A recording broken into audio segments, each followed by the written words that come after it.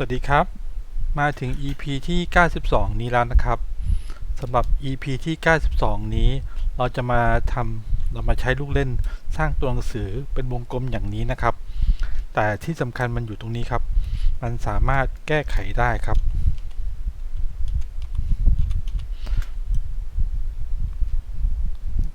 มาแล้วเราก็มาเริ่มทำกันเลยครับผม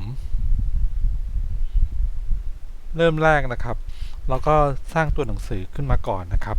อาจจะพิมพ์มาใหม่ก็ได้ครับอันนี้ผมก็พิมพ์ตั้งไว้แล้วนะครับเป็นคำว่าดีไซน์นะครับจากนั้นเราก็มาที่จากเมนูเอฟเฟกต์นี้นะครับมาที่ Wrap นี้นะครับเลือกคำสั่งแรกนะครับ Arc เนี่ยครับ Arc นี่ก็จะปรับเป็นเส้นโค้งนะครับเราจะให้โค้งขึ้นด้านบนเนี่ยตรงเบรนเนี่ยให้ปรับไปทางขวานะครับปรับให้สุดเลยนะครับจากนั้นก็ปรับ vertical นี่นะครับมาฝั่งนี้นะครับมันก็จะช่วยทำให้เริ่มเป็นวงกลมขึ้นมาเต็มที่นะครับเราอาจจะไม่ต้องปรับเต็มก็ได้นะครับเพื่อให้มีที่ว่างอยู่ตรงกลางนี้นะครับผมเมื่อเราได้แบบที่ถูกใจแล้วเราก็กดปุ่มโอเคครับผมส่วนด้านล่างเนี่ยเดี๋ยวเราจะให้เคิร์ฟขึ้นมาอย่างนี้นะครับให้โค้งรับกับด้านบนเนี่ยเหมือนเดิมนะครับเราไปที่เอฟเฟกต์เหมือนเดิมครับไปที่ Wrap นะครับไปที่ Arc เนี่ยครับเมื่อกี้นี้จะเป็นฝั่งเบรนนี้จะไปด้านบวกนะครับคราวนี้ถ้าเกิดเราจะให้เขาลงมาด้านล่างเนี่ยเราก็มาปรับฝั่งมาด้านลบครับก็จะเป็นเบรนที่-100นะครับส่วน vertical เนี่ยเราก็จะปรับให้เป็นบวกไปนะครับเขาก็จะได้รับกันนี่ครับเมื่อกี้เท่าไหร่ครับ70ใช่ไหมครับก็เมื่อได้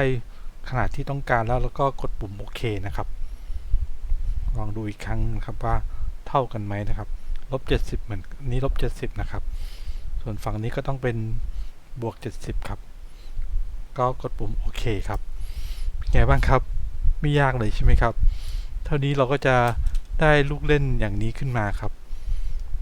ก็จะดูเป็นวงกลมขึ้นมาเลื่อนให้เขาติดกันก็ได้ครับเห็นไหมครับก็เป็นวงกลมที่เขาติดกันแล้วก็สร้างจุดเด่นตรงกลางให้เป็นสีแดงก็ได้ครับ